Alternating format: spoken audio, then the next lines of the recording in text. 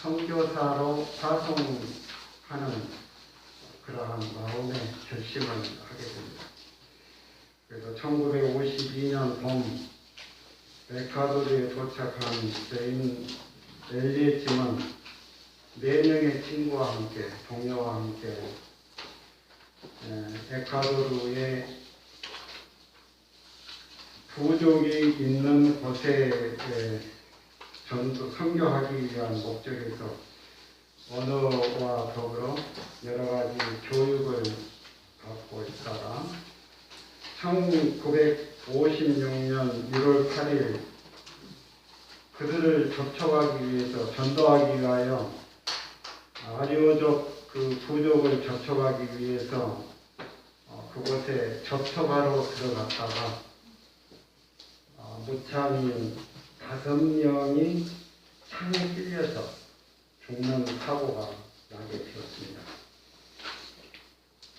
미국 언론은 무모한 짓이다, 엄청난 희생이다, 뉴스가 쏟아졌을 뿐만 아니라 어떻게 이런 일이 있을 수 있나 할 만큼 온 미국 사회가 아주 발칵 뒤집힌 사건이었습니다.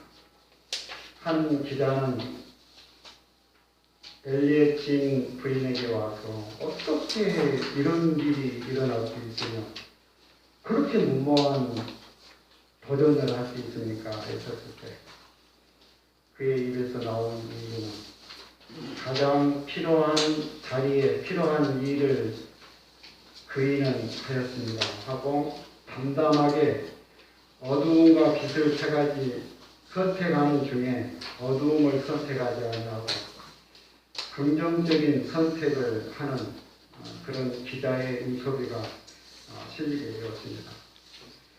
36년이 지난 이 아리오족 6월 11일에 신약성경 봉헌 예배가 그곳에 있게 되었는데 5명의 희생자가 있는 그 상태 속에서 엘리에침의 아내는 그곳에 들어가서 고통은 헛되지 않아요 라고 하는 책으로 유명해졌습니다.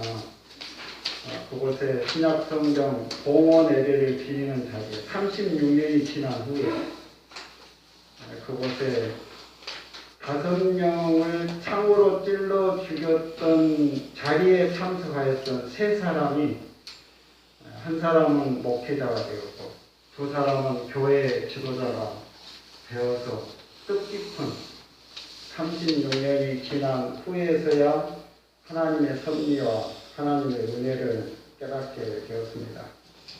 고통은 헛되지 않아요. 내가 사망의 음침한 골짜기로 갈지라도 해를 두려워하지 않는 것은 주께서 나와 함께 하십니다. 우리의 고통이 혹 적은 고통이든 큰 고통이든 손에 든 가시처럼 힘들고 어렵지만 거기에는 다른 골짜기로 인도하신 하나님의 섭리가 우리에게 가장 필요한 것을 인도하신 좋은 것을 주시는 하나님, 짐 엘리엇의 그 아내처럼 우리에게 주어진 다른 골짜기로 인도함 받을지라도 그 고통이 수반되더라도 하나님의 섭리를 생각하시면서 내 자신이 깊은 반성과 교훈을 얻게 되었습니다. 하나님께서 은혜 주신 고통, 우리에게 큰 힘이 용기가 되는 그런 교과의 과정이었습니다. 감사합니다. 네.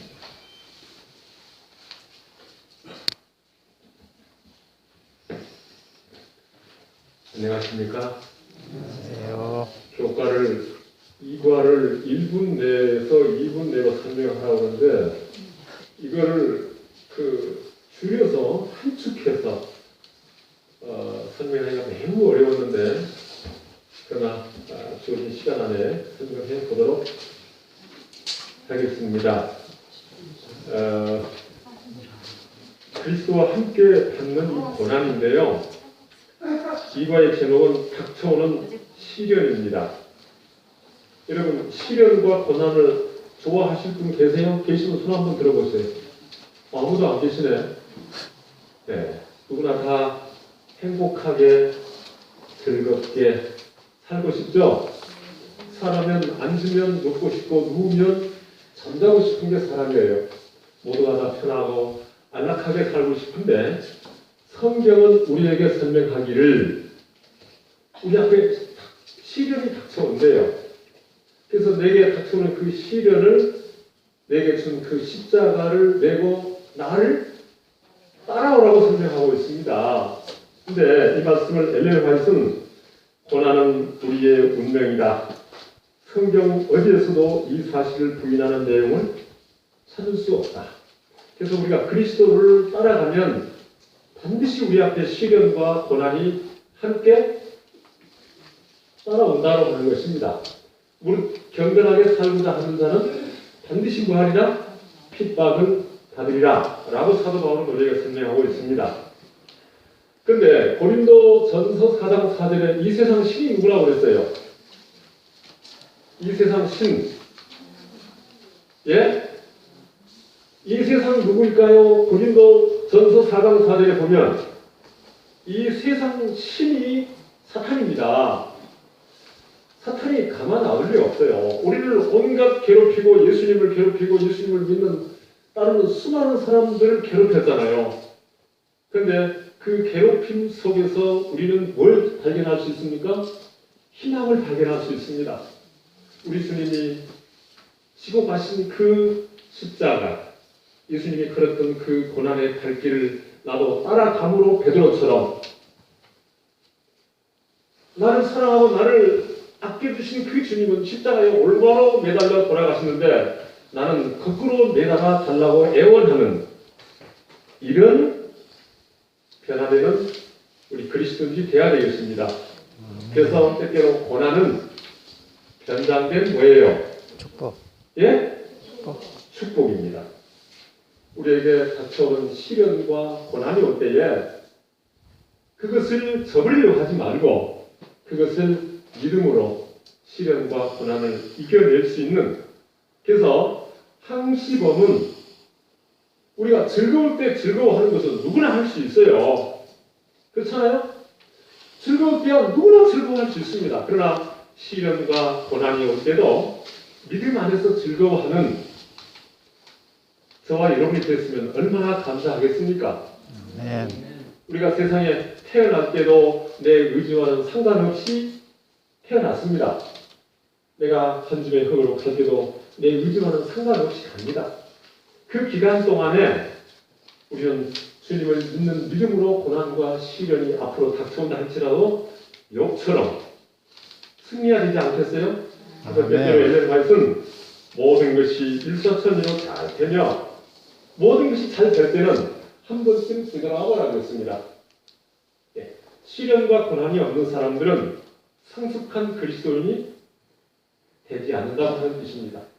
그래서 실물교훈의 엘렌 화이트는 자, 희생의 법칙은 자, 보존의 법칙이요. 자, 희생의 법칙은 자, 보존의 법칙이다. 나를 희생하고 시련과 고난을 이겨내면 믿음으로 나중에 내가 보존이 될 것이고 그 시련과 고난이 올 때에 거기에 타협해버리면 나중에 나는 희생이 된다라고 하는 말씀을 아주 영감적으로 기록해 줬습니다.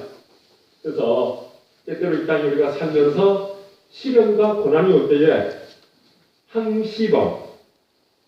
항시범이 무슨 뜻인지 아세요? 항상 뭐 하고요? 예? 그 다음에 시는요?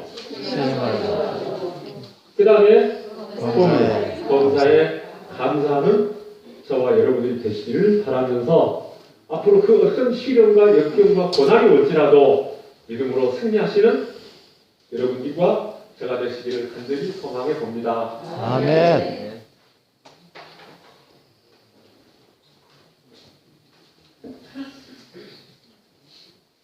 네, 제가 맡은 거는 제 선거입니다. 제목이 7장인데 제가 이 선거를 맡아가지고 제목이 전에 공부했던 것이 기억이 안 나고 이제 새롭게 보니까 세장, 좀 제목 자체가 새로웠습니다. 근데 제가 이 공부를 해보면서 왜 세장이라고 했는지 서론을 읽으면서 이제 깨닫게 되었습니다. 말을 하는 새가 있는데 그 새가 이제 이렇게 일반적으로 사람들이 있고 다른 소리가 들리돼서는 그 노래를 배우지를 못한답니다. 그런데 어느 한 공간에 다른 소리도 들리지도 않고 다른 것도 보이지 않는 장소에서 같은 노래를 계속해서 들려주면은 그 새가 어느 시간이 경과한 다음에는 그 노래를 완벽하게 부를 수 있다고 합니다. 밖에 나와서도 여전히 그 노래를 잊지 않고 한다고 하는데 그 조련사가 그렇게 훈련을 시키는데 우리 믿는 분들 우리들의 조련사는 누구십니까? 네, 예수님 하나님이시죠. 네, 하나님께서 우리를 시험 가운데로 인도하실 때가 있답니다. 그것을 허락하시고요. 근데 우리가 그 시험을 잘 견뎌내기 위해서는 하나님께서 우리를 인도하시는, 조련하시는 그것에 대해서 잘 깨닫고 하나님의 뜻을 생각하고 해야 되는데 그것이 우리를 새롭게 이렇게 변화시켜주고 무슨 말해서 잘 성장하게 해주면 무엇이 있다고 우리는 다 알고 있는데 저는 이 과를 새롭게 이렇게 느껴보면서 그것이 바로 말씀이라고 생각했습니다. 우리를 조련시키는 분은 하나님이신데 우리가 그 하나님의 직접적인 음성을 매일 듣지 못하고 고난 중에서도 매일 힘들 때가 있고 낭망될 때가 있고 마음이 이렇게 흔들리고 방황할 때가 있지만은 주님의 말씀, 주님께서 들려주시는 이 성경 말씀을 깊이 생각하고 묵상하고 그 말씀대로 살면 새가 노래를 아름다운 노래를 배울 수 있듯이 우리 자신들도 말씀 안에서 주님을 닮아가는 그런 삶을 살 수 있다는 이 내용을 보고 깊이 감동을 받았습니다. 아멘.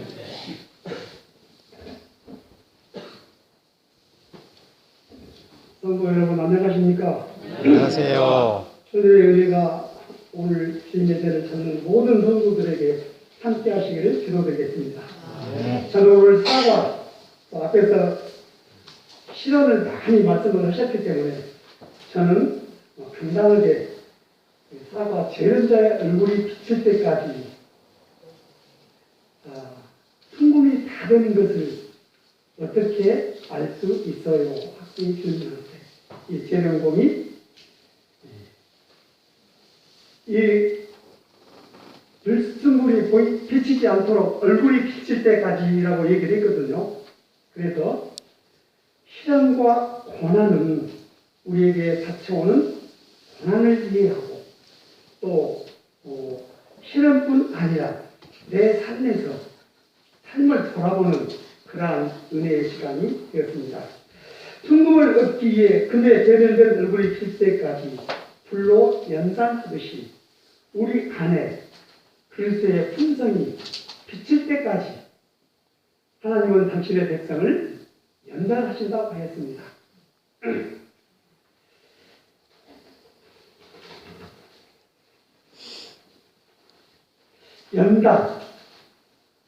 연단 아시죠? 우리 전장은 연단이 무엇입니까? 쇠붙이를 불에 달군 후 두들겨서 단단하게 자기가 목적으로 만드는 것을 말합니다. 그래서 사람은 연단을 통해 품성이 정결하게 되고 강한 사람이 될 수 있다는 것을 이번 교과를 통해서 느꼈습니다. 품성 개발은 단지 믿음으로 되는 것이 아니고 고난이라는 도구를 통해서 이루어진 것도 깨달았습니다. 성도 여러분,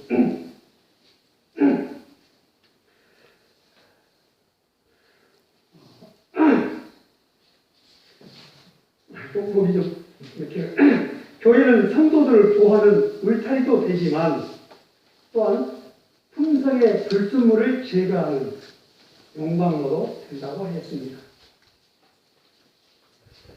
매끈하고 예쁜 몽돌이 어디에 있습니까? 산에 있습니까? 그렇죠. 바닷가에 있죠. 원한 돌멩이가 파도에 서로 부딪히고 서로 맞고 때리면서 아름다운 몽골이 만들어지듯이 교회도 성도들이 아름답게 다듬어지고 바로 만들어진 것이 교회라고 하겠습니다. 그리고 교회 공동체 안에서 우리는 하나님의 아들을 예수님을 믿는 것과 하는 일에 하나가 되어 은혜와 친절을 베풀 수 있을 때 비로소 온전한 그리스도인이라고 하였습니다. 한 가지 작게 제가 재림연수원에 갔을 때 한 여집사님과 함께 사색을 하게 되었습니다. 근데 이 여집사님이 저에게 이런 얘기를 하더라고요. 너무 시련과 고통으로 말미암아 어느 날 정말 칼바람이 불고 추운 어느 겨울날 제가 극단적인 선택을 하려고 신 마을에 저수지로 갔답니다. 얼마나 힘이 들고 어렵고 삶이 고단했으면 그렇겠습니까? 그런데 정말 그 추운 겨울날 마을길 저수지에 가보니 죽고 싶어도 죽지 못하는 그런 환경이 처해 있었습니다. 얼마나 날씨가 춥고 얼음이 얼어서 죽을 수가 없어서 그래 내가 죽고 싶어도 죽을 수가 없구나. 그러고 다시 제 삶을 돌아보면서 이 고난이 정말 어떻게 받는지를 그렇게 저에게 얘기를 하더라고요. 저도 그 당시에 많은 고난과 역경이 있었기 때문에 저는 연수원에 갔습니다. 갔는데 그 연집사님의 이야기를 듣고 그래 모든 것은 우리가 고난을 통해서 성숙되고 더 정금같이 다오리라는 그 하나님의 약속의 말씀을 굳게 붙들고 오늘까지 신앙할 수 있었던 것을 진심으로 감사를 드립니다. 감사합니다. 아멘.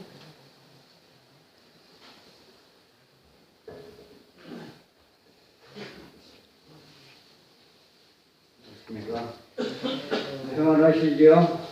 예, 인사할 시간도 없어야 될 것 같습니다. 그 서두의 산기 교과 첫 부분에 보면은 이 세상을 표현했을 때 죄를 짓는 것이 숨을 쉬는 것만큼이나 간단한 이 세상이라고 표현을 해놨습니다. 이런 세상에 살아가면서 우리가 고난, 시련 많이 당할 수 있는데 저는 오가 극심한 시련이라는 제목의 교과를 맡았는데 제가 공부하면서 간단하게 전체적인 것을 요약하는 단어를 저는 오해라고 제가 여기를 써놨어요. 하나님의 품성을 오해하는 시련이 왔을 때 우리가 그것을 오해하기 쉬운데 그 오해하지 말라는 그 내용이 중심 주제였던 것 같습니다.